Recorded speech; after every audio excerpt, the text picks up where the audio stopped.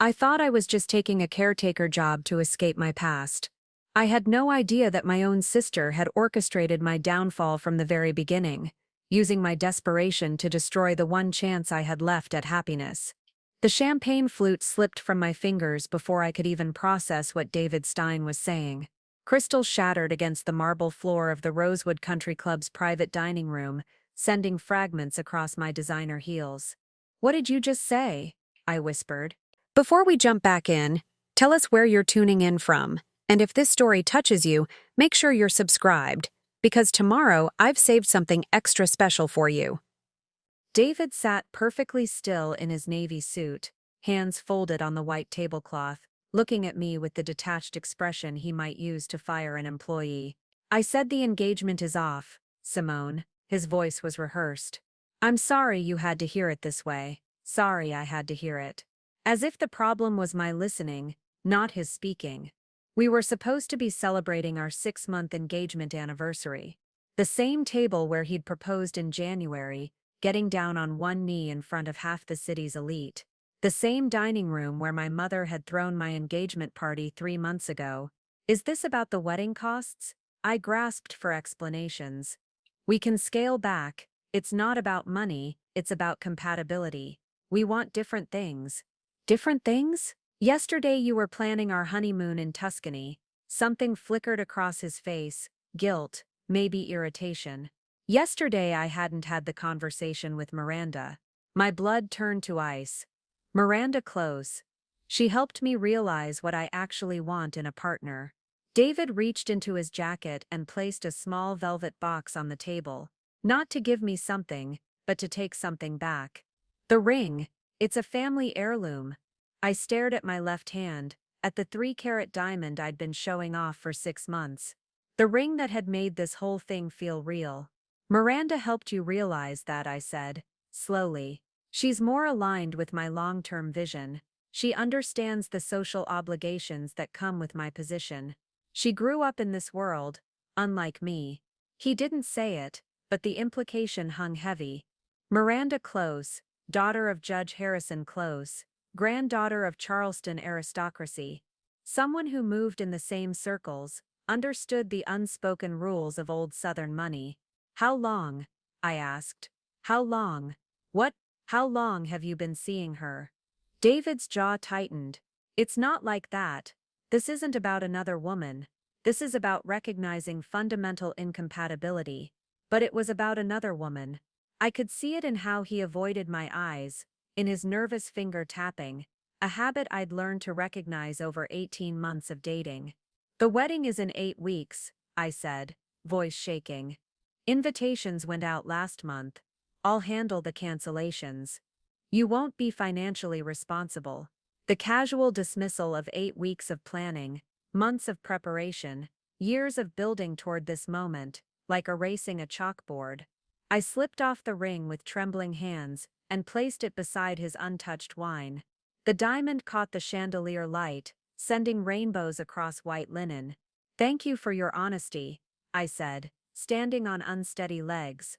I walked out with my head high, past curious diners, past the hostess who'd congratulated us. Made it to my car before the first sob escaped.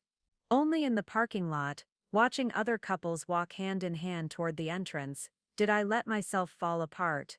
I drove aimlessly through Charleston's cobblestone streets, past antebellum mansions and Spanish moss that now looked like stage props in someone else's performance. My phone buzzed incessantly. I finally pulled over near White Point Garden to check the messages. What I found made my stomach drop. "Heard about tonight. So sorry, on. But honestly, we all saw this coming. You two were never really a match. Lucinda." David told Miranda weeks ago he was having doubts. Surprised it took this long. "Jennifer. At least now you can find someone more your speed." Catherine. Weeks ago. David had told Miranda weeks ago. These weren't friends offering comfort. These were people who'd known what was coming, and had been waiting for the show to end. People who'd smiled at my engagement party, helped me plan details, congratulated me on finding such a wonderful catch. All of them waiting for me to fail. I dialed the one number I thought I could trust. My sister Samantha picked up immediately. Simone? Oh honey, I just heard. Are you okay? Her genuine concern felt like a lifeline. Samantha was 3 years older, a successful interior designer who'd been my anchor in Charleston's social waters. She'd introduced me to David at her firm's charity auction, been my maid of honor, spent countless hours helping plan a wedding that would never happen. Sam, did you know? Did anyone tell you David was having doubts? A pause. Too long. Simone, sweetheart, where are you? I'm coming to get you. Answer my question. Did you know? Another pause. Then quietly, I had concerns. Concerns. The word came out sharp. What kind of concerns? David called me 2 weeks ago. He said he was having second thoughts but didn't know how to bring it up. He was worried about hurting you. 2 weeks. While I was picking centerpieces and finalizing catering, my fiancé had been confiding his doubts to my sister. 2 weeks of watching me plan a wedding he knew wouldn't happen. And you didn't think to tell me. He asked me not to.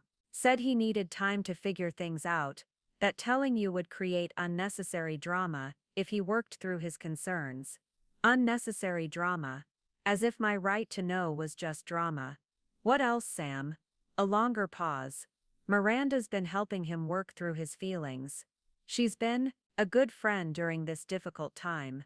A good friend. I laughed bitterly. Is that what we're calling it? The pieces clicked together. Miranda, increasingly present at our gatherings. Miranda, offering to help with wedding planning, suggesting vendors who fell through, recommending services that didn't work out. Miranda, so helpful, so concerned, so involved in every detail. How long have they been seeing each other? Don't lie to me. Silence stretched. Finally, they had dinner last month. Just the two of them. To discuss the situation. What situation? Your relationship.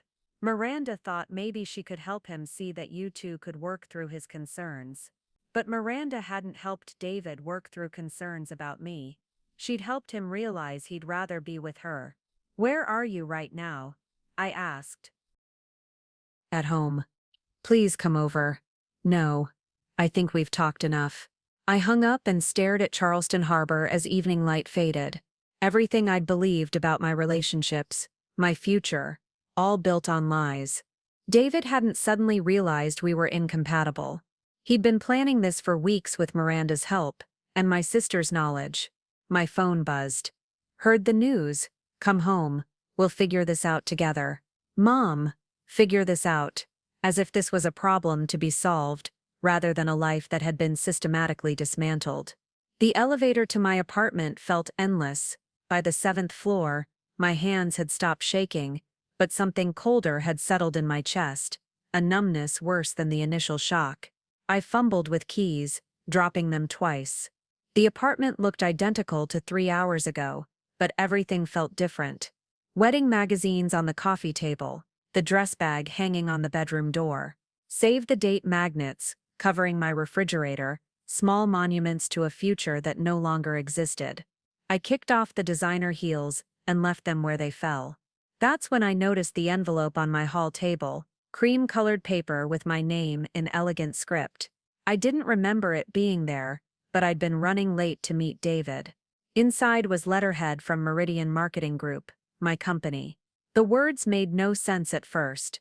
Due to recent budget restructuring and client feedback, we regrettably must terminate your employment effective immediately. Your final paycheck and benefits information will be forwarded. We wish you the best in your future endeavors. Terminated. Effective immediately. After 4 years of 60-hour weeks, building client relationships, being promised partnership tracks 6 months ago. I called my boss, but it was 9 p.m., straight to voicemail. Then I called Marcus, my colleague. Simone, hey, I heard about tonight, the David thing. I'm sorry, how did you already hear? Never mind, Marcus, did you know they were letting me go? A pause. It's not personal, the Worthington account specifically requested you be removed from their team.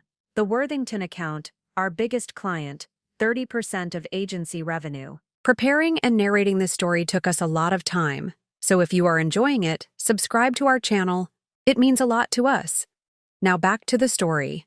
The account I'd managed successfully for 2 years. Why would they request that? Someone told them about your financial situation, wedding debt you've been carrying. They were concerned about your stability. What wedding debt? David and I have been splitting costs evenly. That's not what they heard. Someone provided documentation showing significant loans to fund a lifestyle you couldn't afford. Made it look like you were using company resources inappropriately. The room spun. Documentation from who? I don't know. It came through official channels. Bank statements, credit applications, receipts. Pretty convincing picture of financial instability. After hanging up, I pulled up my actual bank statements on my laptop. Everything looked normal. No unusual loans, no suspicious activity, which meant the documentation was either fabricated or someone had manipulated information to create false evidence. Someone with access to my personal details, social security number, employment information. Someone close enough to have all my data. The timing struck me, David's sudden clarity about incompatibility, Miranda's convenient availability, my sister's advanced knowledge, the termination letter waiting at home, as if someone knew exactly when I'd need to find it. This wasn't coincidence. This was orchestrated. My phone buzzed. Sweetheart, I know tonight was difficult, but perhaps this is for the best. Come home this weekend. Mom, perhaps this is for the best. As if losing my fiancé and job in one night was a blessing. I looked around my apartment, the lease I'd planned to break, the furniture I'd planned to store, the life I'd been preparing to merge with David's. Now it felt like a life raft. The only problem, I couldn't afford rent without my job.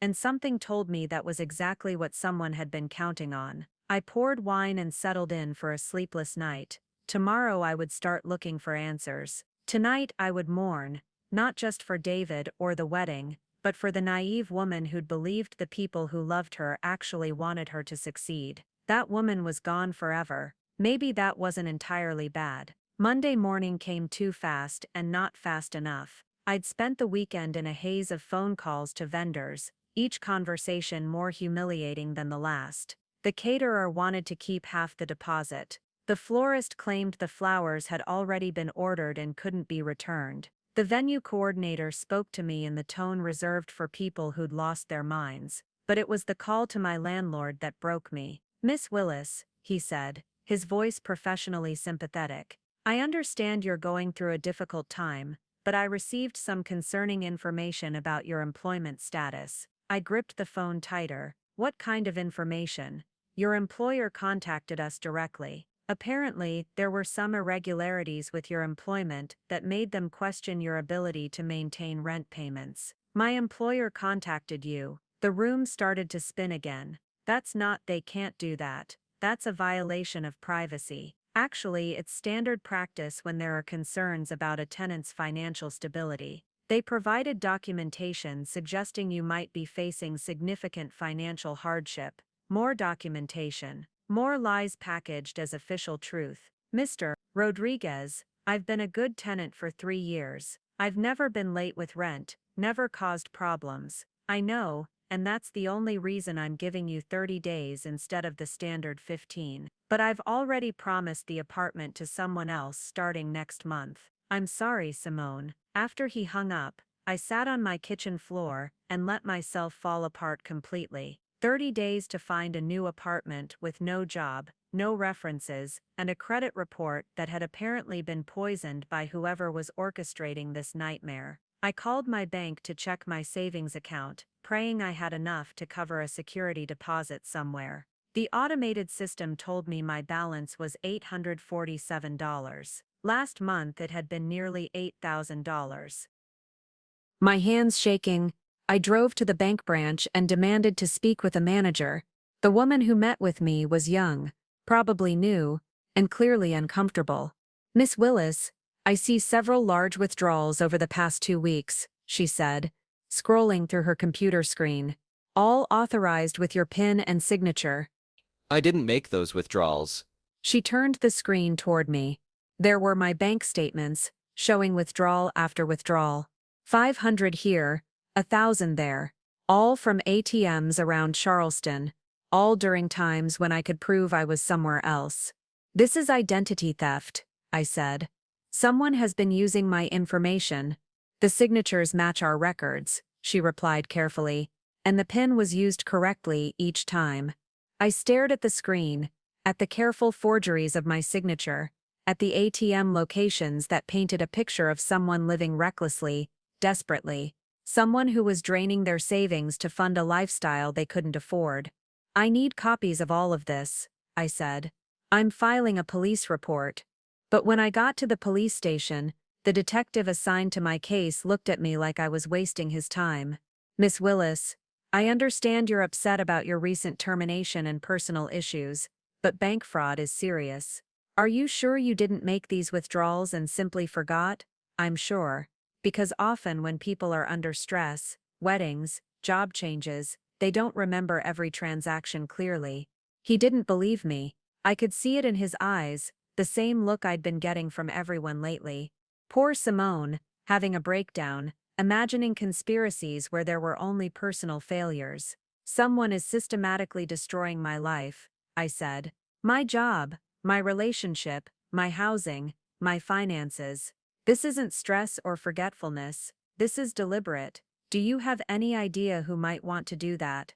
I opened my mouth to say my sister's name, then stopped.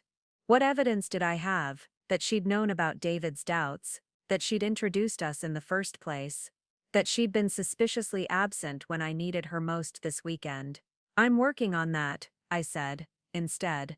That evening, I sat in my rapidly emptying apartment. I'd already started selling furniture to raise cash, and made a list of everything that had happened. David's perfectly timed breakup with Miranda waiting in the wings.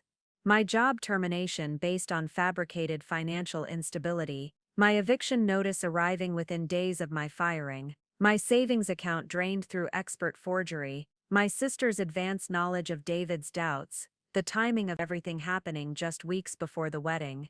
Someone had been planning this for months. Someone with access to my personal information, my work situation, my relationship details. Someone who knew exactly how to make it look like I was the architect of my own destruction. My phone buzzed with a text from Samantha.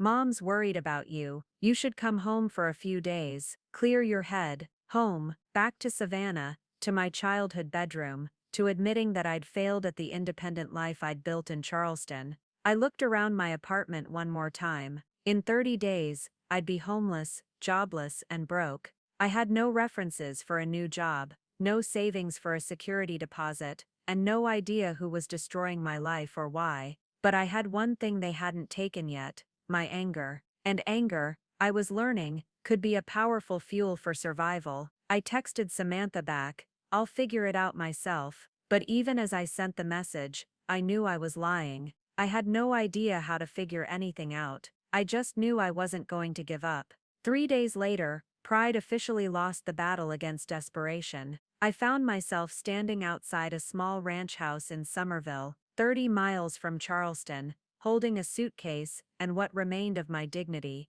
This wasn't my childhood home in Savannah. This wasn't my mother or Samantha. This was Mrs. Elena Strauss, my college roommate's mother, who had somehow heard about my situation through the mysterious network of Southern women who knew everything about everyone. I'd met Elena exactly 3 times in my life, but when she called Tuesday morning and said, "Honey, I heard you're having some trouble. Come stay with me until you get back on your feet," I almost cried right there on the phone. Mrs. Strauss, I couldn't possibly impose. Nonsense. I've got too much space and too much time since Robert passed. You'd be doing me a favor. Elena opened the door before I could knock, a tiny woman in her 70s with silver hair and eyes that missed nothing. She took one look at me, and immediately pulled me into a hug that smelled like lavender and fresh bread. "Oh, sweetheart," she said, "you look like you haven't slept in a week." "I haven't." "Well, we'll fix that. Come on, I've got the guest room ready." The house was everything my life wasn't right now. Warm, stable, peaceful. Family photos covered every surface, and the walls held the kind of artwork that gets accumulated over decades of a happy marriage. Elena led me to a cozy bedroom with a quilt-covered bed and windows that looked out over a garden. "Now," she said, setting my suitcase on the bench at the foot of the bed, "you can stay as long as you need. The only rule is honesty. I've lived long enough to spot a lie from 3 counties away." That evening, over homemade chicken and dumplings, I told Elena everything. About David and Miranda, about losing my job, about the mysterious documentation that kept appearing to destroy my reputation, about my sister's knowledge of David's doubts, and my growing suspicion that nothing about this situation was accidental. Elena listened without interrupting, occasionally nodding or making small sounds of sympathy. When I finished, she sat back in her chair and studied me. "So," she said, "who benefits from your failure?" "What do you mean?" "In my experience, when someone goes to this much trouble to destroy another person's life, it's because they gain something from it. Money, position, opportunity. What does your downfall give someone else?" I'd been so focused on who might hate me enough to do this, that I hadn't considered who might profit from it. "I don't know," I admitted. "I don't have anything anyone would want, don't you?" Elena raised an eyebrow. "You had a successful career, a wealthy fiancé, a place in Charleston society. Someone wanted those things badly enough to frame you for financial instability and manipulate your personal relationships. But David chose Miranda. It's not like I could have stopped him from, could you?" The question hung in the air. Could I have stopped David from leaving me for Miranda if I'd known what was happening? If I'd been warned that my sister was feeding him doubts about our relationship? If I'd realized that Miranda was positioning herself as his confidant and eventual replacement? "Maybe," I said quietly. "And your job? If you'd known someone was spreading lies about your financial stability, could you have defended yourself?" Yes. I could have provided real documentation, cleared up the misconceptions before they reached the Worthington account. Elena nodded. So someone wanted you confused, isolated, and unable to fight back. They wanted you to discover everything after it was too late to change the outcome. The realization hit me like cold water. They wanted me desperate. Exactly. And now you are. No job, no home, no savings, no support system in Charleston. You're completely dependent on other people's charity. Which makes me vulnerable. Or, Elena said with a small smile. It makes you free. I looked at her questioningly. Think about it, honey. Whoever did this to you is expecting you to run home to your family, defeated and grateful for whatever scraps they throw you. They're expecting you to be too broken to fight back, too ashamed to ask questions. Aren't I? Are you? I thought about the past week. The humiliation, the confusion, the desperate phone calls and rejected applications. But underneath all of that, something else had been growing. A cold, determined anger that refused to be extinguished. No, I said. I'm not. Elena reached across the table and patted my hand. Good. Because tomorrow we're going to start fighting back. How? Well, first we're going to get you a job. Something that gives you independence and income while you figure out who's been playing puppet master with your life. "Mrs. Strauss, I appreciate the optimism, but I don't have references. And apparently my reputation in Charleston is..." "Who said anything about Charleston?" Elena's eyes twinkled. "I've got a friend up in the mountains who's been looking for help. Private position, good pay, and far enough away that whoever's been sabotaging you won't think to look there." "What kind of position?" "Caretaker," Elena said. "For a man who's been having his own troubles lately. Might be exactly what you both need." I stared at her. "You're serious? Dead serious? Sometimes when life pushes you off one path, it's because you're supposed to be on a different one entirely." That night, lying in Elena's guest bed, I felt something I hadn't experienced in weeks. Hope. Not the naive hope I'd had before, when I believed that good intentions and hard work were enough to protect you from betrayal. This was different. Harder.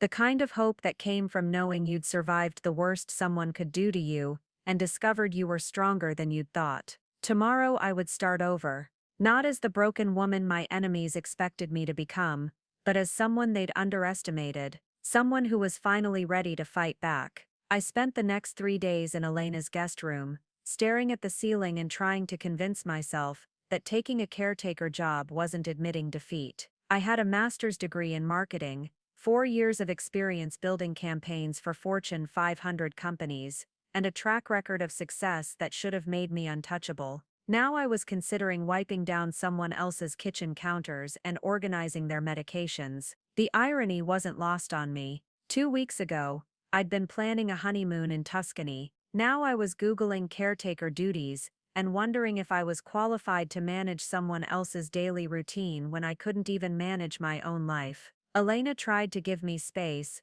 but I could see her watching me with the careful attention of someone who'd raised 4 children and buried a husband. She knew the difference between healthy grief and dangerous despair. On Thursday morning, she knocked on my door with a cup of coffee and an ultimatum. "Get dressed," she said.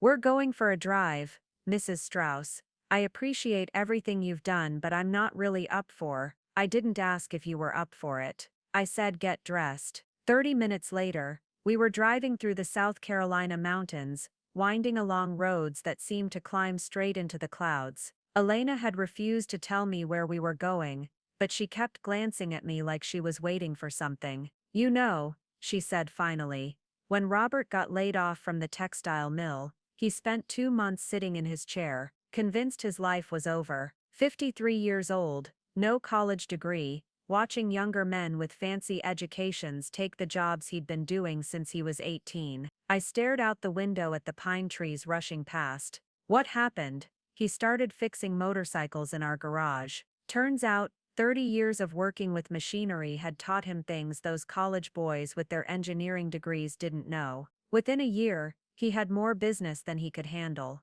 That's different," I said. "Robert had skills that transferred. I don't know anything about being a caretaker." Elena laughed. "Honey, you spent 4 years managing impossible clients, unrealistic deadlines, and office politics. You think taking care of one difficult man is going to be harder than running campaigns for the Worthington account." She had a point, but it wasn't about the difficulty. It was about what it meant. "It feels like I'm running away." From what? From Charleston. From my real life. From finding out who did this to me. Elena pulled over at a scenic overlook and turned off the engine. Below us, the valley stretched out in shades of green and gold, small farms and houses scattered like toys across the landscape. "Let me tell you something about running away," she said. "Sometimes the smartest thing you can do is get far enough from a situation to see it clearly. When you're in the middle of a fight, all you can see are fists flying. When you step back,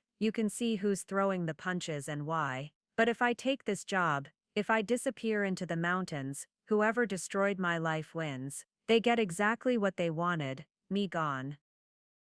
Do they? Elena turned to face me. Or do they get a false sense of security while you figure out your next move? I thought about that.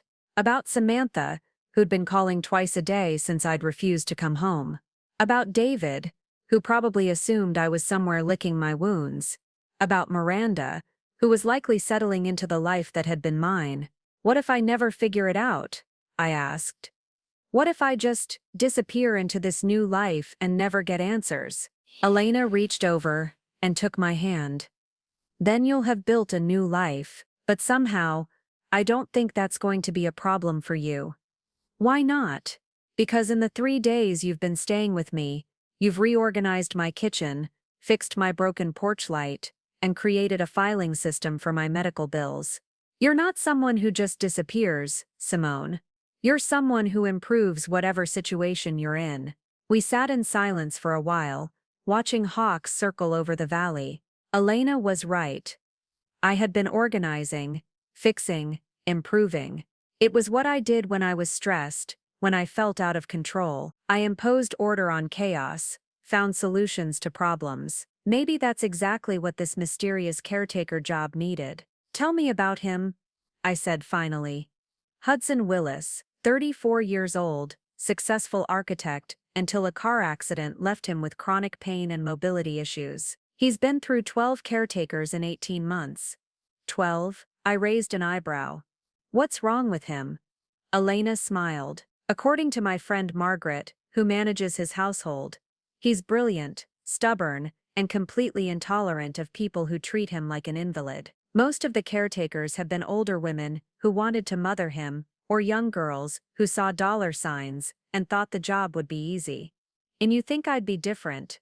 I think you're someone who's just learned that life can knock you down hard and fast. I think you understand what it feels like to have your independence stripped away and your future rewritten by circumstances beyond your control. She was right. I did understand that. Better than I'd ever wanted to. The pay is excellent, Elena continued. Room and board included, full medical benefits, and enough salary to rebuild your savings. The estate is isolated enough that you'd have privacy to think, plan, and figure out your next steps, or to hide from my problems indefinitely. That's up to you. I looked out over the valley one more time, at the small houses and winding roads that led away from everything I'd known. It did feel like running away, but maybe Elena was right. Maybe sometimes you had to run away from a fire to figure out who set it. When would I start? I asked. Elena's smile was triumphant. Margaret's expecting our call this afternoon. The phone call with Margaret went better than I'd expected and worse than I'd hoped. Her voice was crisp, professional, with the kind of authority that came from running large households for people who expected perfection. Mrs. Strauss speaks very highly of you, Margaret said after Elena handed me the phone. But I need to be clear about what this position entails. I understand it's a caretaker role. It's more than that. Mr. Willis requires someone who can manage his medical routine, assist with physical therapy, handle correspondence, and maintain complete discretion about his personal affairs. The last 3 caretakers quit within 2 weeks. What happened? A pause. Mr. Willis can be challenging. He's accustomed to independence and doesn't respond well to people who treat him as fragile. He's also extremely private. The isolation of the estate can be difficult for some people. How isolated? The nearest town is 40 minutes away. The estate sits on 200 acres in the Blue Ridge Mountains. No neighbors, limited cell service, and Mr. Willis rarely entertains visitors. It sounded like exactly what I needed. A place where whoever had destroyed my life couldn't reach me, where I could disappear completely while I figured out my next move. The compensation is $15,000 a month, plus room and board, Margaret continued. Health insurance, 2 weeks paid vacation annually, and performance bonuses based on Mr. Willis's improvement in his care routine. I nearly dropped the phone. $15,000 a month was more than I'd made at my marketing job. It was enough to rebuild my savings, enough to hire a private investigator, enough to eventually fight back against whoever had orchestrated my downfall. When would I start? If you're serious about the position, I'd like you here for an interview tomorrow morning, 9 a.m. sharp. The address will be texted to you if you accept. I looked at Elena, who was nodding encouragingly. I accept. Excellent. One final warning, Miss Willis.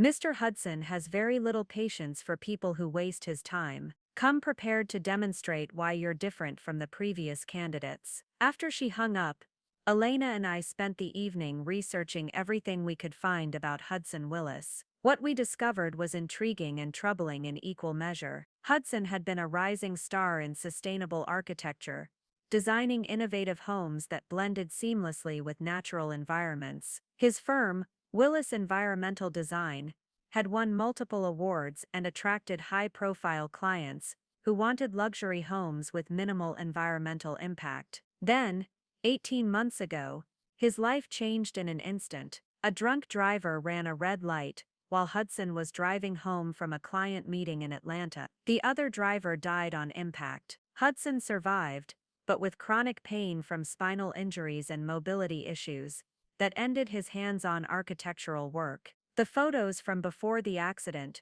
showed a man who looked like he belonged in magazine spreads, tall, confident, with the kind of smile that suggested he'd never encountered a problem he couldn't solve. The few photos from after showed someone completely different, withdrawn, guarded, with eyes that held too much knowledge about how quickly everything could change. No wonder he's been through 12 caretakers, I murmured, studying an article about the accident. He lost everything that defined him. Sounds familiar, Elena said gently. She was right. Whatever Hudson Willis was dealing with, I understood the fundamental experience, having your life completely rewritten by circumstances beyond your control, watching the future you'd planned disappear overnight. That night, I lay awake wondering what I was walking into. A isolated estate with a reclusive, difficult man who'd scared away a dozen caretakers. No cell service, no neighbors, no easy escape if things went wrong. But then I thought about the alternative: crawling back to Samantha and admitting defeat, or continuing to live on Elena's charity while my enemies consolidated their victories in Charleston. At least this offered a path forward, even if it led somewhere I'd never imagined going. The next morning, Elena drove me up into the mountains along increasingly narrow roads that seemed to climb toward the clouds. After an hour of driving, we reached an unmarked gate that opened automatically as we approached. The driveway wound through dense forest for another 10 minutes before the trees opened up to reveal one of the most stunning homes I'd ever seen. It wasn't a traditional mountain cabin, it was a masterpiece of modern architecture that seemed to grow organically from the mountainside itself. Glass walls reflected the surrounding forest, and the roofline followed the natural contours of the landscape. Hudson designed this himself, Elena said, reading from her phone. It was featured in Architectural Digest 3 years ago. A woman emerged from the front entrance as we parked. Margaret was exactly what I'd expected, 50s, impeccably dressed, with the bearing of someone accustomed to managing complex situations. "Miss Willis," she said, extending her hand. "Thank you for coming. I hope you're prepared for this to be interesting." "In what way?" Margaret smiled, but it didn't reach her eyes. "Let's just say that Hudson has very strong opinions about people who think they can fix him." As she led me toward the entrance, I caught a glimpse of someone watching from a second-floor window. He was too far away for me to make out details, but I could feel the intensity of his scrutiny. "Is that him?" "Yes. He's been watching every car that's come up the drive since 8:30 this morning. He doesn't like surprises. How should I approach this?"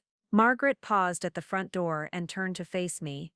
"Honestly, the previous caretakers either tried to mother him or managed him like a patient. Hudson Willis isn't looking for sympathy or medical management. He's looking for someone who sees him as a person, not a problem to be solved." She opened the door, and I stepped into what felt like walking inside a treehouse designed by a master architect. Everything was glass, wood and stone, with sightlines that extended through the forest beyond.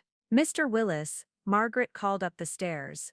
"Your interview is here." A voice drifted down from the second floor, deep and slightly rough. "Send her up, let's get this over with." Margaret gestured toward the staircase.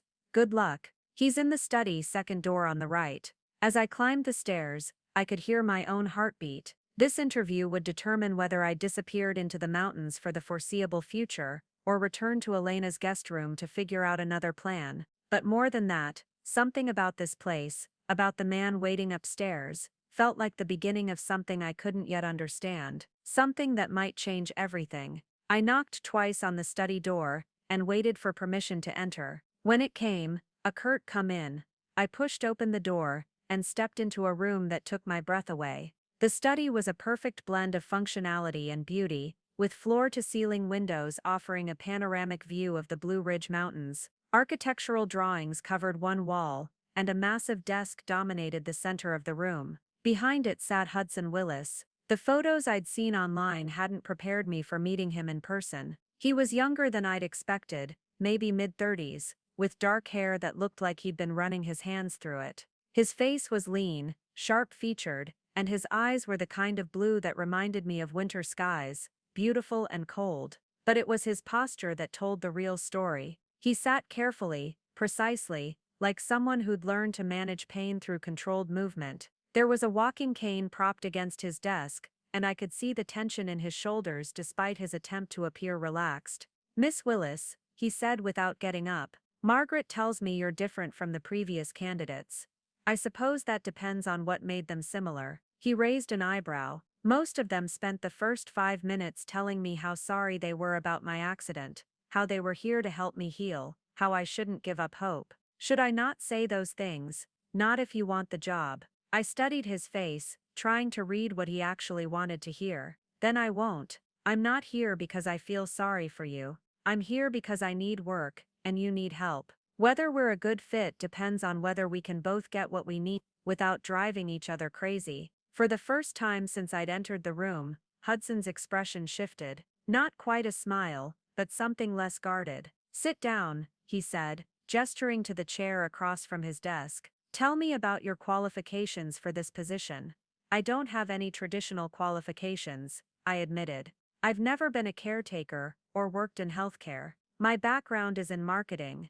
Then why are you here? The question hung in the air. I could lie, give him some sanitized version of recent events that made me look like someone making a positive career change. Or I could tell him the truth and risk him deciding I was too much trouble. Because 3 weeks ago, my life fell apart, I said. My fiancé left me, I lost my job, and I discovered that someone I trusted had been systematically destroying my reputation. I need somewhere to disappear while I figure out who did it, and why. Hudson leaned back in his chair, studying me with new interest. That's refreshingly honest. Refreshing. Most people try to present themselves as having noble motivations for wanting to work here. You're admitting you're running away. I prefer to think of it as strategic retreat. And what makes you think you can handle living in isolation with someone you've been warned is difficult to work with? I looked around the study, at the architectural drawings that represented dreams that had been cut short, at the medical equipment discreetly placed among the normal office supplies. Because I understand what it's like to have your life completely redesigned by circumstances you didn't choose, I said. I understand what it's like to have people look at you differently, to have everyone think they know what's best for you better than you do. Hudson was quiet for a long moment. The previous caretakers couldn't handle the isolation. No cell service, no social life, no escape when I'm having a particularly bad day. I'm not looking for a social life right now. And as for bad days, I shrugged. I've been having nothing but bad days for 3 weeks. At least here I'd be getting paid for them. The work isn't glamorous. Physical therapy assistance, medication management, meal preparation, basic household organization. Some days I'm fine, other days I can barely get out of bed. I spent 4 years managing marketing campaigns, where everything was always on fire, and the clients changed their minds every 5 minutes. I think I can handle unpredictable schedules. Hudson picked up a folder from his desk and slid it across to me. Employment contract, $15,000 a month, room and board included, 2 weeks paid vacation annually, 6-month minimum commitment. I opened the folder and scanned the terms. Everything was exactly as Margaret had described, but seeing it in writing made it feel real. 6 months in the mountains completely cut off from Charleston, from the investigation into who had destroyed my life, from any chance of running into David or Miranda or Samantha. 6 months to disappear completely. There's one thing I need to know, I said, looking up from the contract. Why have you gone through 12 caretakers? What exactly am I walking into? Hudson's expression became unreadable. I don't tolerate pity. I don't want to be managed or fixed or healed. I want someone who can help me maintain the life I'm building now, not the life I used to have. And the others couldn't do that. The others saw a tragic case that needed their compassion. They tried to motivate me, encourage me, push me towards some version of recovery that matched their expectations. What do you see when you look at me? He considered the question seriously. Someone who's angry enough to understand that sometimes, the best thing people can do is leave you alone to figure things out yourself. It wasn't exactly a compliment, but it felt like the most honest thing anyone had said to me in weeks. When would I start? I asked. Today, if you're ready. Margaret can show you to your quarters, explain the daily routine, introduce you to my medical team. I thought about Elena waiting in the car outside, about the guest room I'd left that morning, about the life in Charleston that was continuing without me. I'm ready. Hudson signed the contract and slid it back to me. Welcome to the middle of nowhere, Miss Willis. I hope you find whatever you're looking for up here. As I signed my name at the bottom of the contract, I realized I had no idea what I was looking for. All I knew was that I was tired of running towards something that kept disappearing, and ready to try running away instead. Maybe in the silence of these mountains, I'd finally be able to hear myself think clearly enough to figure out who had orchestrated my downfall, and maybe, just maybe, I'd figure out how to fight back. Margaret led me through the house after Hudson dismissed us with a wave of his hand, and every room we passed felt like stepping into an architectural magazine. The main level flowed seamlessly from kitchen to living area to dining space, all connected by soaring ceilings and those incredible floor-to-ceiling windows that made the forest feel like part of the interior design. Hudson designed every detail, Margaret explained as we walked. The house was completed just 6 months before his accident. He'd planned to use it as a showcase for potential clients. It's incredible, I said, running my hand along a custom railing that curved like a branch. He must have been devastated to lose his career right after creating this. Margaret paused at the base of another staircase, this one leading to what appeared to be a separate wing. Hudson doesn't discuss what he's lost, only what he needs to manage day to day. She led me up to the second floor of the guest wing, where a long hallway was lined with windows overlooking the valley below. My quarters were at the end, a spacious suite with a bedroom, sitting area, and private bathroom that would have been luxurious even by Charleston standards. "You'll have complete privacy here," Margaret said, opening the curtains to reveal a view that stretched for miles. Hudson's rooms are in the main house, and he rarely comes to this wing. The kitchen is stocked with basics, but you're welcome to use the main kitchen when Hudson isn't eating.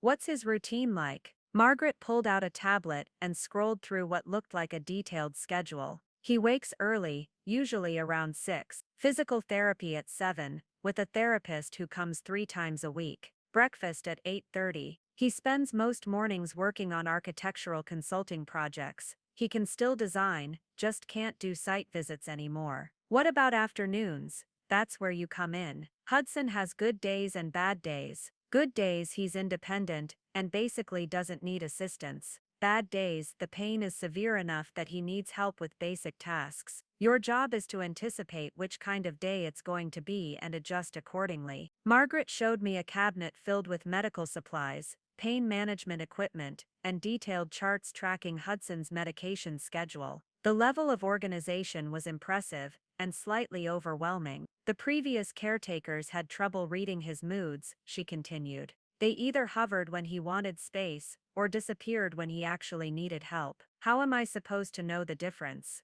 You'll learn. Hudson isn't subtle when he's in pain, but he's stubborn about asking for help. You'll need to observe and anticipate. She handed me a key card and a folder thick with information.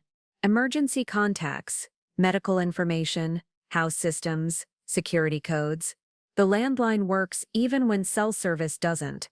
Dr. Stein comes for monthly checkups, and there's a physical therapist twice a week. Dr. Stein, Hudson's physician, based in Asheville, but he makes house calls for certain patients. The name sent a chill through me. Stein wasn't exactly uncommon, but after everything that had happened with David Stein, hearing the name felt ominous. Any relation to the Charleston Steins? I asked casually. Margaret looked up from her tablet. I believe Dr. Sheldon Stein mentioned having family in Charleston. Why? My mouth went dry. Sheldon Stein. Could that be David's father? David had mentioned his father was a doctor, though I'd never met him. Just curious, I managed. Small world. But it felt like more than coincidence. First David, then this job that had appeared exactly when I needed it most, now a doctor with the same last name. Were these connections? Or was I becoming paranoid? Margaret finished the tour by showing me the main kitchen, where she'd prepared a welcome dinner that would put most restaurants to shame. Hudson typically eats alone, but he's invited you to join him tonight. Fair warning, he doesn't make small talk. An hour later, I found myself sitting across from Hudson at a dining table that could have seated 12.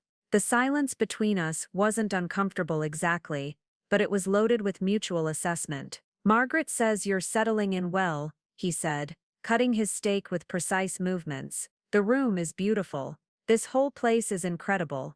Thank you. More silence. I tried a different approach. How long have you been working with Dr. Stein? Hudson's fork paused halfway to his mouth. Since shortly after my accident, he specializes in chronic pain management. Why? The name is familiar. I think he might be related to someone I used to know. David Stein. The lawyer from Charleston? My heart stopped. You know David? Dr. Stein mentions his son occasionally, says he's engaged to some Charleston socialite. Hudson's eyes met mine across the table. Though I suppose that was your story, wasn't it? The room felt like it was tilting. Hudson knew about David, had known when he hired me, which meant, did you know who I was before I got here? I asked quietly. Hudson set down his fork and leaned back in his chair. I knew your name was Simone Willis. I knew you'd recently had your engagement ended and lost your job. And yes, I knew about the David Stein connection. How? Dr. Stein mentioned his son's broken engagement, said the woman had become financially unstable and unpredictable. When Margaret told me about a candidate named Simone Willis from Charleston, I put the pieces together. I felt exposed, humiliated all over again. So this was what charity, pity for David's crazy ex-fiancée. No, Hudson's voice was firm. This was curiosity about someone who'd been systematically destroyed and was still fighting back. Dr. Stein's version of events didn't match the woman Margaret described from her phone interview. What do you mean? According to Dr. Stein, you had a breakdown, started making wild accusations about conspiracies, became financially irresponsible, but the woman who called Margaret was articulate, honest about her situation, and looking for legitimate work rather than handouts. I stared at him. So you hired me as some kind of experiment. I hired you because I recognized the discrepancy between what I was told about you and what you demonstrated yourself. In my experience, when someone's reputation doesn't match their behavior, it's usually because someone else has been controlling the narrative. The revelation hit me like lightning. Dr. Stein, David's father, had been spreading a specific version of my story, making me sound unstable, unpredictable, dangerous. But why would David's father be involved in destroying my reputation? And how far did this conspiracy actually reach? The next morning, I discovered what Margaret meant about Hudson's unpredictability. I arrived at the main house at 7 a.m. as instructed, only to find him sitting at the kitchen island, still in pajamas, staring at a cup of coffee that had clearly gone cold hours ago. Good morning, I said carefully, trying to read his mood. How are you feeling? He looked up at me with eyes that were glassy with pain. Fantastic, never better, ready to run a marathon. The sarcasm was so thick, I could have cut it with a knife, but underneath it, I could see genuine distress. His shoulders were rigid, his jaw clenched, and his hands were trembling slightly as they gripped the coffee mug. Bad night? I asked. Bad night, bad morning, probably going to be a bad day. Hudson attempted to stand, then immediately sat back down with a sharp intake of breath. The physical therapist will be here in 30 minutes. I need to cancel. Why? Because I can barely sit upright, and Kevin is going to want me to do exercises that involve moving my spine in ways that currently feel like someone's driving hot steaks through my vertebrae. I studied him for a moment. This was clearly one of those tests Margaret had warned me about. The previous caretakers had either pushed him to do things he wasn't capable of, or enabled him to avoid everything difficult. What does Dr. Stein usually recommend for days like this? Pain medication that makes me useless for anything productive, followed by bed rest until it passes. And how long does it usually take to pass? Hudson's laugh was bitter. Sometimes a day, sometimes a week. There's no pattern, no predictability. That's the joy of chronic pain. I looked around the kitchen thinking, there had to be a middle ground between pushing him too hard and letting him give up completely. What if we modified the session instead of canceling it? What do you mean? I mean, what if we told Kevin you're having a bad pain day, and asked him to focus on gentle stretching or pain management techniques instead of the regular routine? Hudson stared at me like I'd suggested something radical. The other caretakers usually just made the calls to cancel everything. Well, I'm not the other caretakers. Something shifted in his expression. Surprise, maybe, or cautious interest. You think Kevin would be willing to modify? I think Kevin is a professional who wants to help you manage your condition, not just follow a rigid schedule. The worst he can say is no. Hudson considered this. Fine, call him. But if he insists on the regular routine, I'm going back to bed. I found Kevin's number on the emergency contact list and called while Hudson listened. Kevin turned out to be exactly as accommodating as I'd hoped. Not only was he willing to modify the session, but he suggested several techniques specifically designed for severe pain days. "He'll be here in 20 minutes, I told Hudson after hanging up. "He's bringing some equipment for gentle heat therapy and wants to show you some breathing techniques that can help with pain management." "You seem pleased with yourself," Hudson observed. I am actually. "Problem solving is what I do. Even when the problem is me, especially when the problem is you."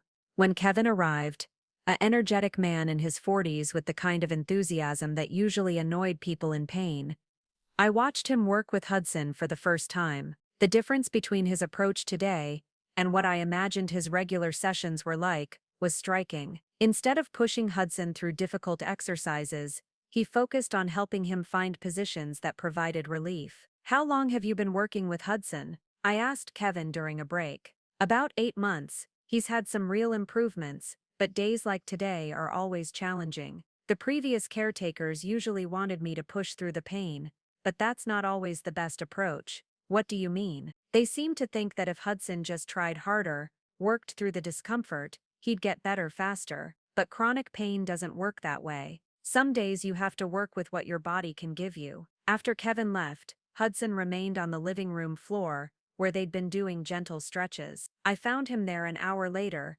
lying on his back with his eyes closed. "Better?" I asked. "Some." He opened his eyes and looked at me. "Thank you." "For what?" "For not trying to convince me I was being dramatic. For not canceling everything. For," he paused, searching for words, "for treating this like a problem that could be managed instead of a character flaw that needed to be overcome." "Is that what the others did?" "The others either babied me or acted like I wasn't trying hard enough. You're the first person who's treated it like a logistics challenge." I sat down in the chair nearest to where he was lying. "That's what it is, isn't it? A logistics challenge. Some days your body cooperates, some days it doesn't. The goal is to work with whatever situation you're dealing with, not fight against it." Hudson was quiet for a long moment. Most people don't see it that way. Most people haven't had their entire life restructured by circumstances beyond their control. "Right. I forgot you understand that particular experience." "Unfortunately, yes." We sat in comfortable silence for a while. Outside I could hear birds calling to each other across the forest, and sunlight streamed through the massive windows, creating patterns on the floor. "Can I ask you something?" Hudson said eventually. "Sure. Why didn't you ask me about Dr. Stein last night? About whether I was part of whatever conspiracy you think destroyed your life?" I considered the question. Because if you were part of it, asking wouldn't get me honest answers. And if you weren't, then you're just someone dealing with your own problems who happened to get caught in the crossfire of mine. And which do you think I am? I think you're someone who's been through enough manipulation and control that you recognize it when you see it happening to someone else. Hudson turned his head to look at me directly. "For what it's worth, I don't think what happened to you was coincidence. Too many pieces, too perfectly timed. You believe me. I believe that someone went to a lot of trouble to isolate you from your support systems and destroy your credibility. The question is who benefited from that outcome." It was the same question Elena had asked, and I still didn't have a good answer. But for the first time since this nightmare started, I had an ally who understood what it felt like to have your life completely rewritten. That had to count for something. Over the next 2 weeks, Hudson and I settled into a routine that surprised us both. His pain levels fluctuated unpredictably. Some days he could work for hours in his study, other days he needed help getting dressed. But instead of the tension I'd expected, we developed an easy rhythm of adaptation. It helped that Hudson turned out to be nothing like the bitter, difficult patient I'd been warned about. He was sharp, funny when he wasn't in pain, and had an architect's mind for solving practical problems. When I mentioned struggling with the mountain roads during a supply run, he spent an afternoon drawing me detailed maps with shortcuts and scenic routes marked in different colors. "You don't have to do this," I said, watching him carefully ink in elevation markers. "I can figure out the roads eventually." "I know you can," he replied without looking up.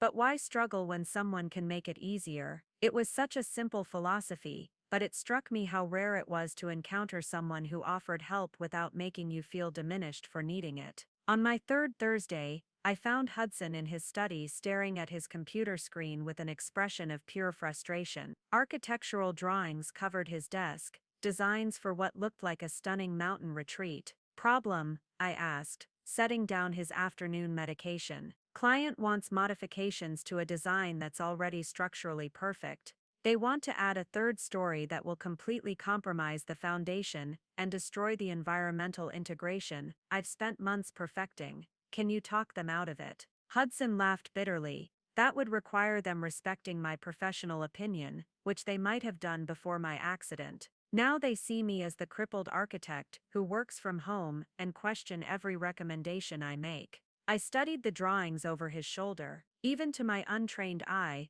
the design was breathtaking. A house that seemed to grow from the mountainside naturally, with clean lines that complemented rather than competed with the landscape. This is incredible work, I said. These people are idiots, if they can't see that. Unfortunately, idiots with money get to make the decisions. I sat down in the chair across from his desk. Can I ask you something personal? Shoot. Do you miss it? The site visits, the hands-on part of the work? Hudson leaned back in his chair, considering. Every day. I used to spend hours walking construction sites, checking details, solving problems in real time. Now I design beautiful things and hope other people execute them correctly. That must be frustrating. It's more than frustrating. It's like being a chef who can only write recipes but never cook the food. You lose the connection between vision and reality. There was something in his voice, a raw honesty that reminded me of how I felt about losing my marketing career. Not just the job, but the identity that came with it. I understand that, I said quietly. I used to love the chaos of campaign launches, the adrenaline of pulling together impossible timelines, the satisfaction of seeing strategies work in real time. Now I organize medication schedules and meal plans. Hudson looked at me with new attention. Do you miss it? The work? Absolutely. The people? Not so much. Because of what happened with your engagement, I hesitated. Over the past 2 weeks, Hudson and I had talked about everything except the specifics of our respective disasters. We'd maintained a careful boundary around the topics that were still too raw to examine.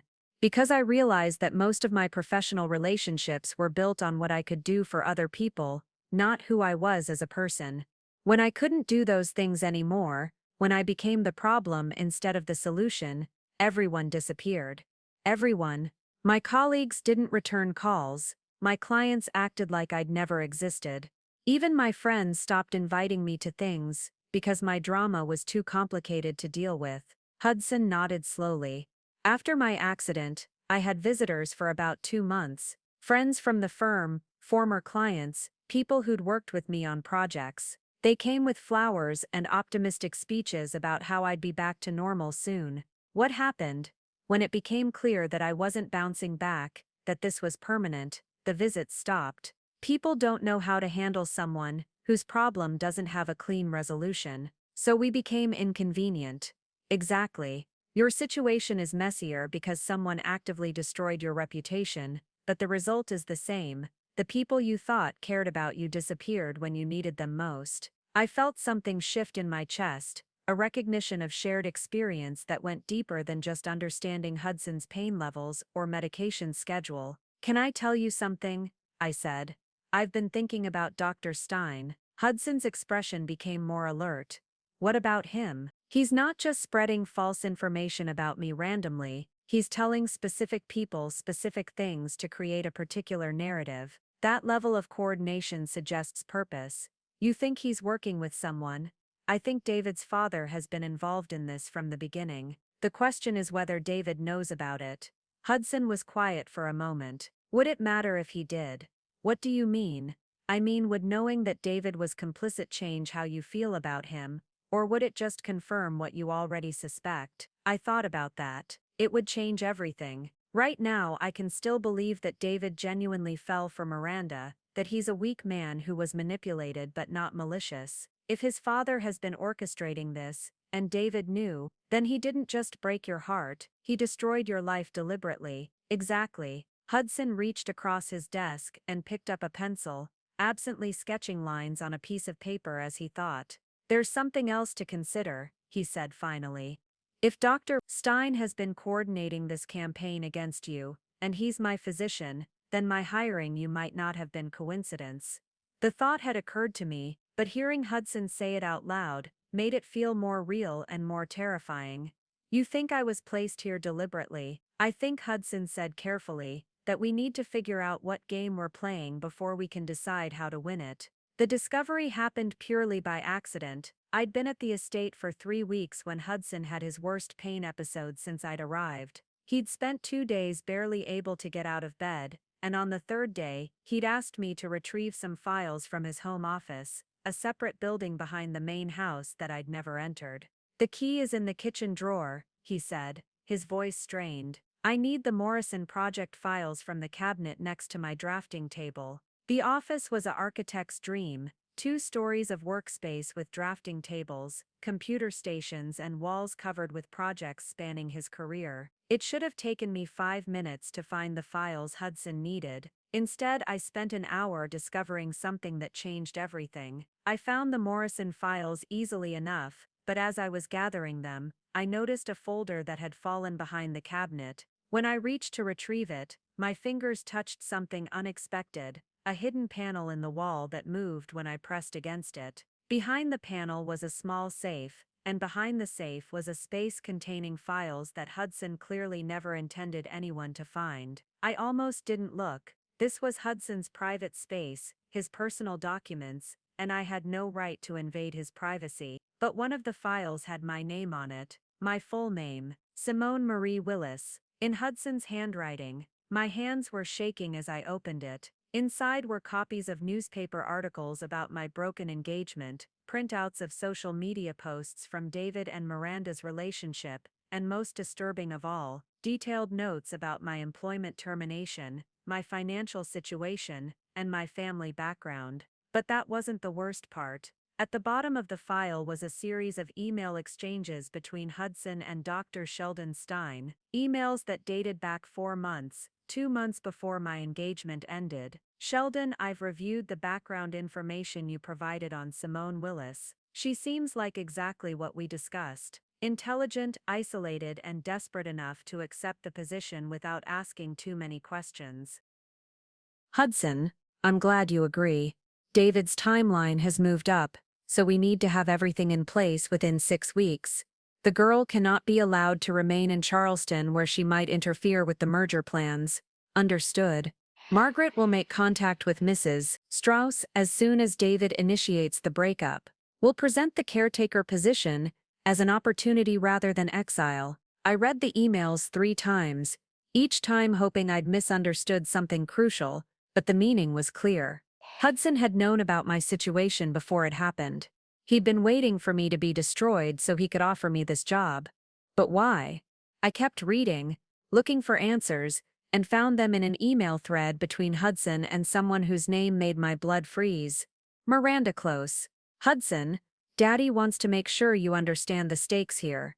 The Willis Family Trust needs to be dissolved before the state investigation begins. If Simone discovers the connection between her inheritance and your family's business dealings, everything unravels. Miranda, I've told your father repeatedly that I want no part of this scheme. My accident doesn't change the fact that stealing from my own cousin is morally reprehensible. It's not stealing, it's protecting family assets. Simone hasn't even claimed her inheritance yet. She doesn't know it exists. When Grandfather Willis died, he left portions of his estate to all his grandchildren, including the ones who'd been given up for adoption. Simone's share is currently sitting in a trust that expires next year. If she doesn't claim it, it reverts to the family. And you want to make sure she never finds out about it. We want to make sure she's too distracted and discredited to pursue it even if she does find out. David's father has been very helpful in creating documentation that suggests Simone is financially irresponsible and possibly mentally unstable." I sank into Hudson's desk chair, the files scattered around me, trying to process what I'd just read. I was Hudson's cousin. I had an inheritance I'd never known about, and my entire personal and professional destruction had been orchestrated to prevent me from claiming money that was legally mine. But the emails painted Hudson as reluctant participant, not willing conspirator. He'd called the scheme morally reprehensible and stated he wanted no part of it. So why was I here? Why had he hired me if he was supposed to be keeping me away from my inheritance? I kept searching through the files and found my answer in the most recent email thread. Hudson, I hope you understand that employing Simone was not part of our agreement. You were supposed to monitor her whereabouts, not give her a home and financial stability. Miranda, my accident gave me perspective on what family actually means. I'm done helping you steal from someone who's already lost everything. Your conscience is admirable but irrelevant. If Simone gets close enough to discover the truth about her inheritance, or if she starts investigating what really happened to her life, everyone involved goes down, including you.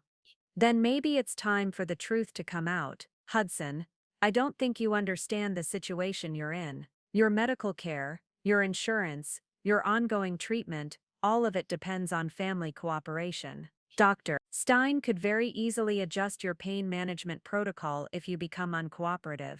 The final email was dated just a week ago. I sat in Hudson's chair, surrounded by evidence that my life had been destroyed by my own family, relatives I'd never known existed who saw my inheritance as their rightful property. People who'd coordinated with David's father to make me look unstable and unreliable, who'd manipulated my sister into feeding David doubts about our relationship, who'd orchestrated every detail of my downfall.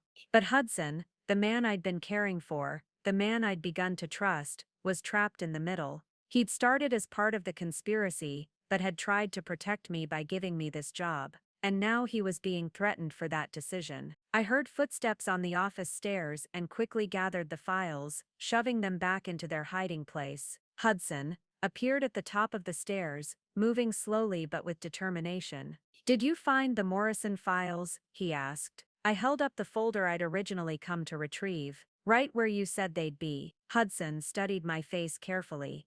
You look like you've seen a ghost. Maybe I have, I said quietly. We stared at each other for a long moment. I could see in his eyes that he knew I'd found something, and he could probably see in mine that everything had changed. Simone, he said finally, there are things I need to tell you.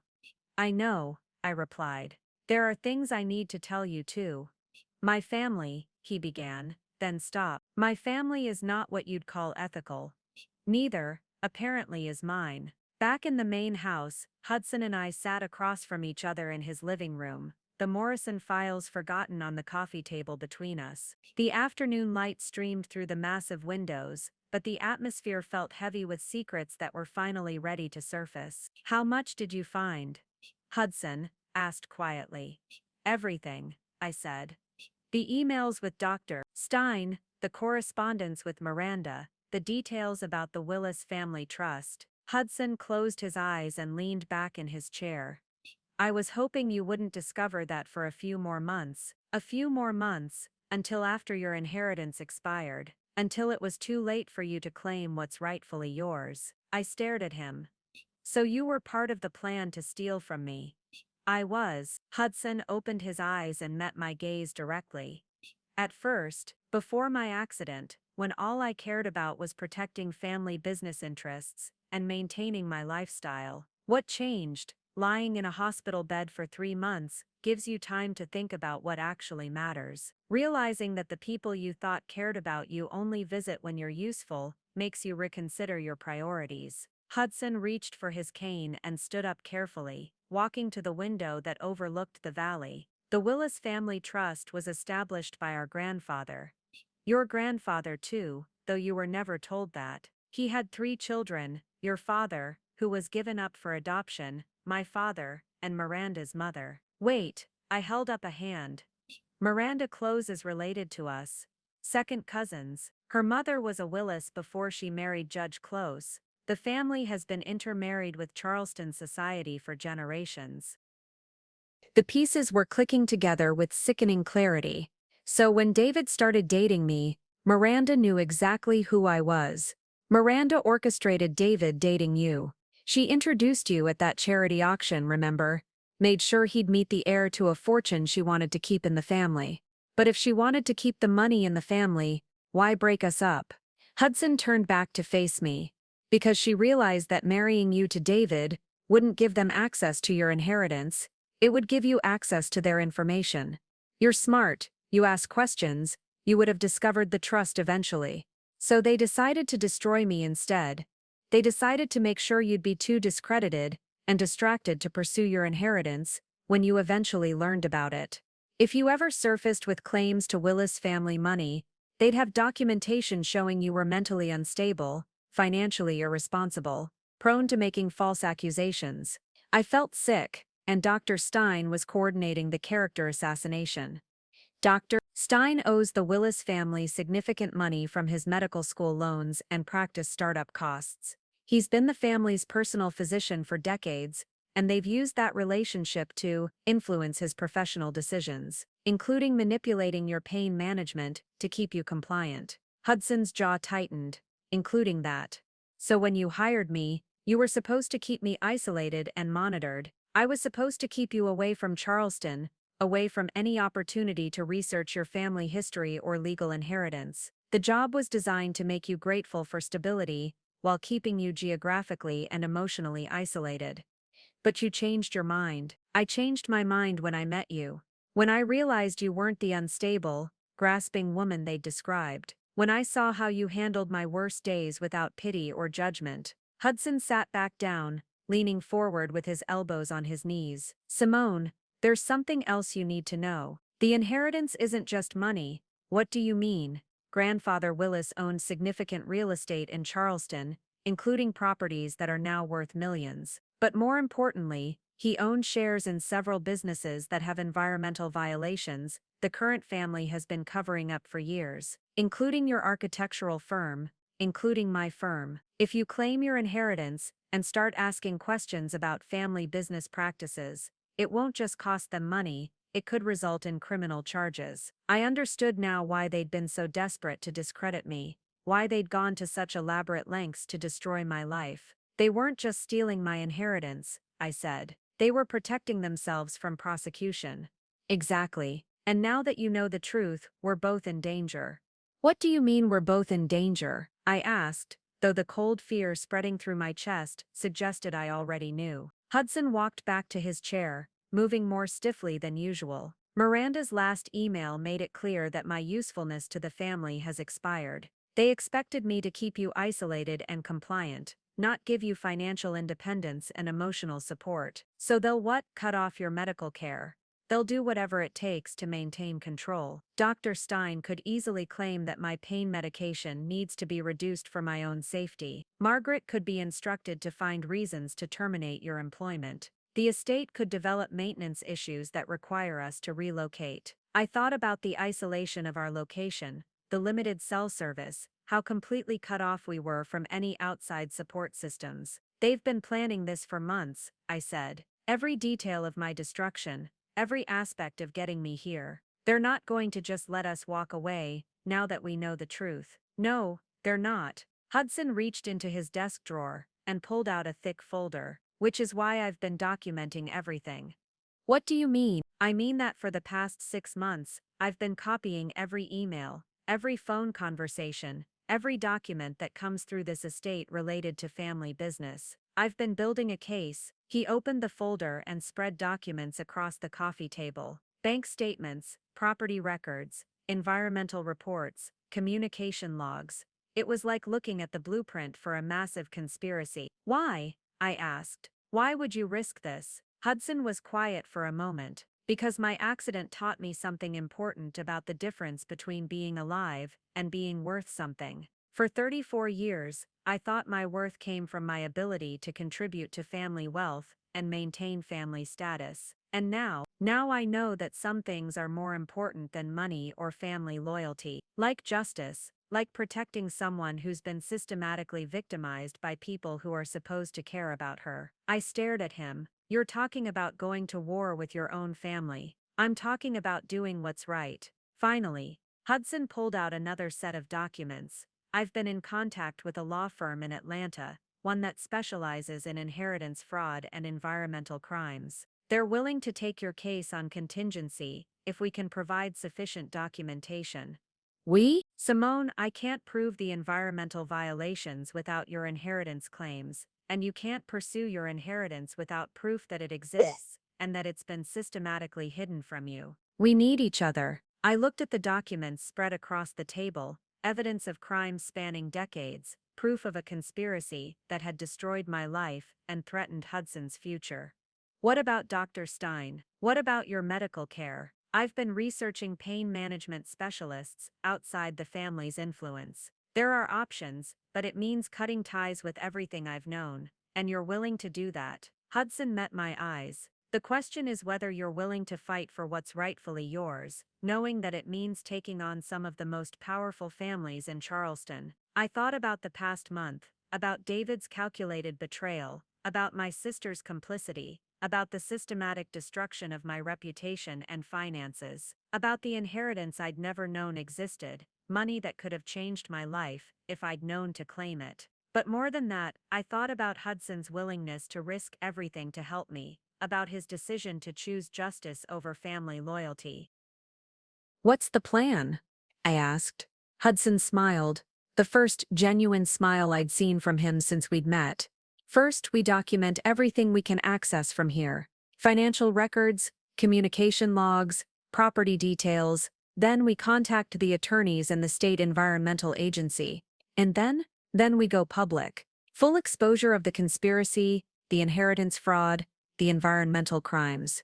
We make it impossible for them to maintain their cover-up. They'll retaliate. Absolutely. Which is why we need to be prepared to leave here quickly when the time comes. I looked around the beautiful house Hudson had designed, at the life he'd built in these mountains. You'd give up all of this? I'd give up everything to help you reclaim what's rightfully yours, and to stop my family from continuing to destroy people's lives. I reached across the table and took his hand. Then let's do it. You're sure? I'm sure. It's time to fight back. Hudson squeezed my hand. In that case, we'd better get started. We have a lot of work to do, and not much time to do it. The next 2 weeks became a blur of covert activity. Hudson and I worked like investigative journalists, documenting decades of Willis family corruption while maintaining the appearance of a normal caretaker-patient relationship. We developed a routine. Mornings were for Hudson's legitimate therapy and work, afternoons were for gathering evidence, and evenings were for organizing our findings and planning our next moves. Hudson taught me how to access the family's shared digital files through his legitimate business accounts. What we found was staggering, not just evidence of environmental crimes, but tax evasion, bribery, and systematic fraud dating back to our grandfather's generation. Look at this, Hudson said one afternoon, pointing to a series of bank transfers on his computer screen. Judge Close has been receiving monthly payments from Willis Holdings for 15 years, Miranda's father. The same judge who would likely oversee any legal challenges to your inheritance. The same judge who's been receiving what amounts to bribes to ensure Willis family interests are protected in his courtroom. I felt sick. How deep does this go? Deeper than I ever imagined. Dr. Stein isn't just compromised by debt, he's been actively participating in insurance fraud, filing false medical reports to support disability claims for family members who aren't actually disabled. Hudson pulled up another file. And your sister Samantha? Her interior design business has been receiving no-bid contracts from Willis Holdings subsidiaries. She's been financially tied to the family for 3 years. 3 years. The timeline clicked into place. She introduced me to David 3 years ago. She introduced you to David because she was already being paid to monitor your activities and relationships. They needed someone close to you who could influence your decisions and report back on anything that might lead you to discover your inheritance. The betrayal felt fresh all over again. Not just David, not just my career and reputation, but my own sister had been bought and paid for by people who wanted to steal from me. Hudson, what if we're not strong enough to fight this? What if they're too powerful, too connected? He turned from the computer and looked at me directly. Then we make sure we're not fighting alone. Over the following days, Hudson reached out to contacts he'd maintained from his years in sustainable architecture, environmental lawyers, investigative journalists, state regulatory officials who'd been frustrated by their inability to pursue Willis family violations. The key, he explained, is creating multiple pressure points simultaneously. They can't silence everyone if enough people know the truth. Meanwhile, I focused on documenting my own story, every detail of the systematic destruction of my life, every piece of fabricated evidence that had been used against me, every person who had participated in the conspiracy. But our preparation wasn't just about gathering evidence. Hudson insisted we also plan for the physical realities of what was coming. When we go public with this, he said, we'll have maybe 24 hours before they realize how much we know and move to stop us. We need to be ready to disappear quickly. He showed me emergency bags he'd packed, cash, documents, medications, everything we'd need to leave the estate immediately if necessary. Where would we go? I have a friend in Vermont who owns a cabin off the grid.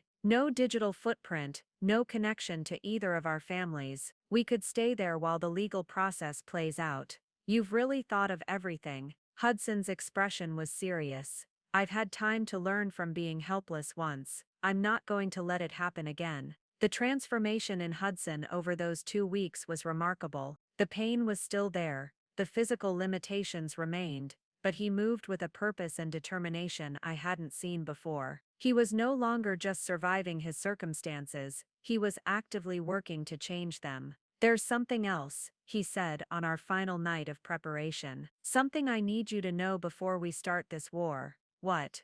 Whatever happens next, whatever we face, I want you to know that meeting you changed everything for me. Not just because you're family, not just because you deserve justice, but because you showed me what it looks like to keep fighting even when everything is taken from you. I felt something shift in my chest, an emotion I wasn't ready to name yet. Hudson, I'm not asking for anything, he said quickly.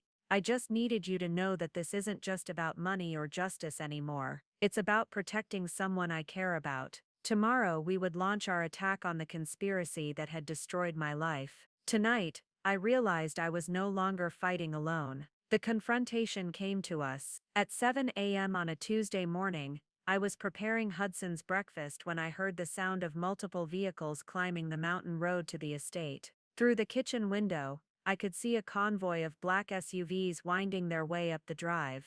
Hudson, I called out, my voice steady despite the adrenaline flooding my system. We have company. He appeared in the kitchen doorway, already dressed and moving with more purpose than I'd seen since his worst pain days. How many? 5 vehicles. Maybe 6 people total. Hudson reached into a cabinet I'd never seen him open and pulled out a small recording device. Whatever happens next, we document everything. The doorbell rang once, then immediately began ringing continuously, the sound of someone leaning on the button with aggressive intent. Showtime, Hudson said, walking toward the front door. I followed him, my heart pounding but my mind clear. We'd prepared for this moment, and now it was here. Hudson opened the door to reveal a group that looked like a delegation from Charleston's power elite. Miranda Close stood at the front, flanked by a man I immediately recognized as Dr. Sheldon Stein. Behind them were David, my sister Samantha, and a woman in an expensive suit who could only be a lawyer. Hello, Miranda, Hudson said, calmly. To what do I owe this unexpected family reunion? Miranda's eyes were cold with fury. You know exactly why we're here. Where are the files? What files? Don't play games, Hudson. We know you've been copying family documents. We know you've been filling Simone's head with lies about inheritances and conspiracies. I stepped forward so they could see me clearly. Actually, I found the files myself. All of them. The reaction was immediate and telling. Dr. Stein's face went pale. David looked genuinely shocked, as if he hadn't known the full extent of his father's involvement. But Samantha, my own sister, just looked angry, like a co-conspirator whose plan had been exposed. Simone, Samantha said, you don't understand what you're getting involved in. These people can destroy you. They already did destroy me, I replied. The question is why you helped them. Because you were never supposed to find out about the inheritance.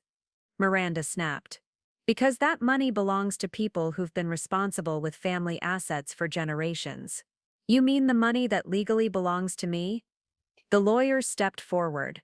Miss Willis, my clients are prepared to offer you a settlement that would provide financial security without the need for lengthy legal proceedings that might not go in your favor. Hudson laughed, a sound without humor. Let me guess, a settlement that requires Simone to sign away all rights to the Willis Family Trust and agree never to discuss family business matters. The offer is generous, the lawyer continued. More money than you could spend in a lifetime, plus assurance that your recent difficulties in Charleston would be resolved favorably. You mean the difficulties you created? I said. Dr. Stein finally spoke, his voice desperate. Simone, be reasonable. Take the settlement. Walk away. No one needs to get hurt. No one. Hudson's voice was sharp. What about the environmental damage your family has been covering up? What about the people living near contaminated properties? What about the systematic fraud you've all been perpetrating? Miranda's composure finally cracked. None of that matters. You're talking about destroying generations of family legacy for one girl who doesn't even belong in this world. Actually, I said quietly, I'm talking about claiming what's rightfully mine and exposing criminals who happen to be related to me. The standoff stretched for several tense seconds. Then David stepped forward. Simone, I need you to know, I didn't know about all of this when we were together. My father told me you were unstable, but I never knew about the inheritance, or the systematic. David, Dr. Stein's voice was sharp with warning. But David continued, I was weak and selfish, but I wasn't part of the conspiracy to steal from you. I'm sorry. It was too little too late, but it confirmed what I'd suspected. David had been a pawn, not a mastermind. The offer stands for 24 hours, the lawyer said. After that, my clients will pursue all available legal remedies to protect their interests. Then you'd better get started, Hudson said. Because we're not taking your settlement. After they left, Hudson and I stood in the doorway watching their convoy disappear down the mountain. That went better than expected, he said. Better? They showed their hand completely. Now we know exactly who we're fighting, and how desperate they are. He was right. The confrontation had revealed the full scope of the conspiracy, and given us everything we needed for our counterattack. Now it was time to go public with the truth. 6 months later, I stood in the garden behind Hudson's estate, watching him walk without his cane for the first time since I'd known him. The morning sun filtered through the trees, and for a moment, everything felt impossibly peaceful. The legal battle had been swift and decisive once we'd gone public. The environmental violations alone had resulted in criminal charges against 3 family members, including Judge Close, who was now facing federal corruption charges. Dr. Stein had lost his medical license and was cooperating with investigators in exchange for a reduced sentence. Miranda Close was serving 18 months for inheritance fraud, and the Willis Family Trust had been fully restored to its rightful beneficiaries, including me. The inheritance was more than I'd ever imagined. Not just money, but properties, businesses, and the satisfaction of knowing that the environmental cleanup I'd funded was already improving lives in communities that had been poisoned for decades. You're thinking too hard, Hudson said, walking up behind me and slipping his arms around my waist. I'm thinking about how different everything is from 6 months ago. Different how? I turned in his arms to face him. 6 months ago, I thought I was broken. I thought losing David and my job, and my reputation meant losing everything that mattered. And now? Now I know that sometimes losing everything you thought you wanted is the only way to find out who you really are. Hudson smiled, the same genuine smile that had become my favorite sight in the world. And who are you, Simone Willis? Someone stronger than I ever knew.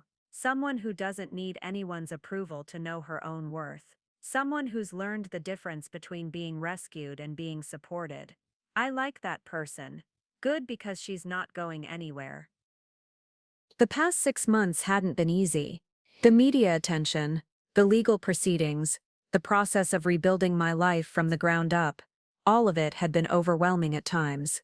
But I'd had Hudson beside me through every step, and somewhere along the way, our partnership had become something deeper.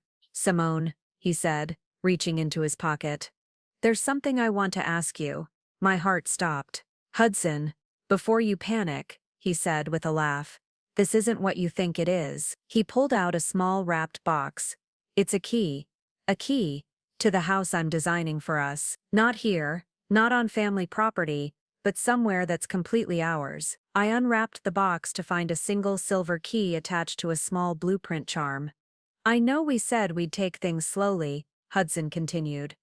I know you need time to build your own life, separate from anyone else's expectations, but I also know that I want to build something with you, something that belongs to both of us. I looked at the key, thinking about the journey that had brought us here. From the woman who'd been destroyed by other people's manipulation, to the woman who'd learned to fight for herself. From the man who'd been trapped by family obligations, to the man who'd chosen love over loyalty. Where would this house be? I asked. Wherever you want it to be. We have options now. We do, don't we? Hudson nodded. All the options in the world. I thought about the life I'd thought I wanted, marriage to David, climbing the corporate ladder in Charleston, fitting into a world that had never really accepted me. Then I thought about the life I was building now, using my inheritance to fund environmental restoration, working with Hudson on sustainable architecture projects, creating something meaningful from the wreckage of my old life. Yes, I said. Yes to the house, yes to all of it, to building something that's ours, to taking the future we want instead of the one other people planned for us. Hudson picked me up and spun me around, and for the first time in my life, I felt like I was exactly where I belonged. Not because someone had rescued me, but because I'd rescued myself, and found someone worth building a life with in the process. 6 months ago, I'd thought my story was about being betrayed and destroyed. Now I knew it was about being set free. Up next, you've got 2 more standout stories right on your screen. If this one hit the mark, you won't want to pass these up. Just click and check them out. And don't forget to subscribe and turn on the notification bell so you don't miss any upload from us.